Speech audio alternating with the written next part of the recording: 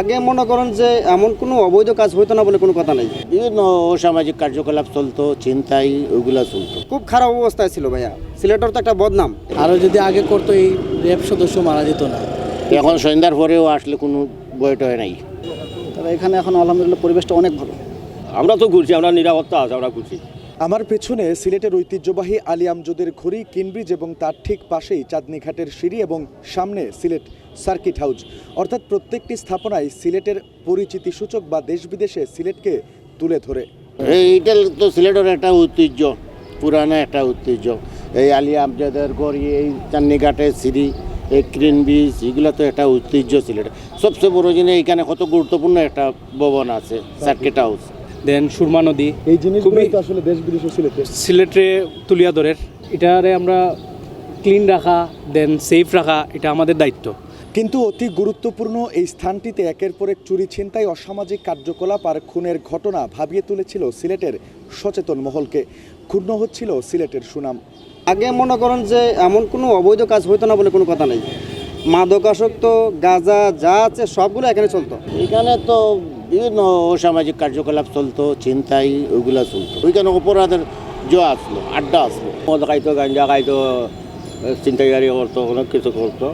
এখন এটা ছিনতাইকারি হইয়া আপনার রেপ মারিয়া এখন হয়ে গেল। আমরা তো মাটি না ডরাই, আমরা মাটির বাসন বাঙ্গা যাইব কি রাই তুললে, মাটির তো সমস্যা। একটা গুরুত্বপূর্ণ এবং জায়গাটা একদম সৌন্দর্য দেখার মতন, কিন্তু ওই জায়গাতে অথচ এত নোংরা বা এরকম বাজে একটা সিচুয়েশন ছিল।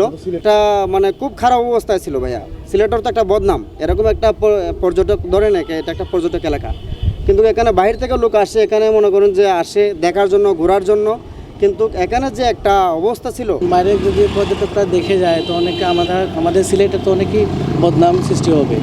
সর্বশেষ একজন র্যাব সদস্যের মর্মান্তিক মৃত্যু। সব মিলিয়ে অপরাধীদের হটস্পটে পরিণত হওয়া এই স্থানটিতে এবার বসেছে পুলিশ ক্যাম্প এবং তারপর থেকেই আশায় বুক বাঁধতে শুরু করেছেন নগরবাসী। কিছুদিন আগে যে একটা ঘটনা ঘটছে, র্যাব সদস্য একজন মারা গেছে, যতটুকু শুনছি মানুষের মুখ থেকে, ওইটা হওয়ার পর থেকে মনে করেন যে এখন এই আইনশৃঙ্খলা বাহিনী এখানে নিযুক্ত করা হয়েছে। এই ডোজ না গাইলে যে একটা হুশ হয় না, একটা কথা আছে না, বিষয়টা হচ্ছে সেরকম। এখন সন্ধ্যার পরেও আসলে কোনো বয়টয় নাই। আর এখন মনে করেন যে এখানে পুলিশ ক্যাম্প হয়েছে, অনেক নিরাপদ আছে এখন, আগে থেকে অনেক কিছু নিরাপদ। আরও যদি আগে করতো এই র্যাব সদস্য মারা যেত না। এটা আরও আগে হওয়া উচিত ছিল। আলহামদুলিল্লাহ এখন অনেক ভালো, পরিবেশ ভালো। ভয় করতো, এখানে অনেক দিন ধরেই আছি। ভয়, এখন নিরাপত্তাটা সবার আগে বেশি জরুরি দরকার। তবে এখানে এখন আলহামদুলিল্লাহ পরিবেশটা অনেক ভালো। আমরা তো ঘুরছি, আমরা নিরাপত্তা আছে, আমরা ঘুরছি। আগে মানে চুরি চিন্তাই খুব বেশি হইতো এই সাইডে, তো পুলিশ ক্যাম্প তো হয়েছে। এখন দেখা যাক, যদি মানে একটু কমে তো আমরা লাগি বালা। সময় অনেক বয় করতো, যারা নতুন রাইডার বা পুরাতন রাইডার ভাই সবারই নিরাপত্তার বয় আছে। আমাদের দেশের মতো জায়গায় সবার নিরাপত্তার বয়। নিরাপত্তা যদি থাকে বা আইন প্রশাসন যদি আমাদের সাথে থাকে তো সবসময় একটা সাহস থাকে।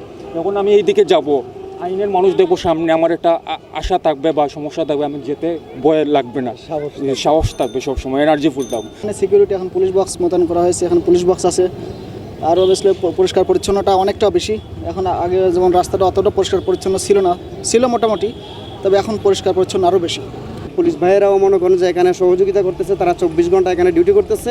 এই জন্য মনে করেন যে এই এলাকাটা এখন আল্লাহর রহমতে ভাইয়া খুব ভালো আছে।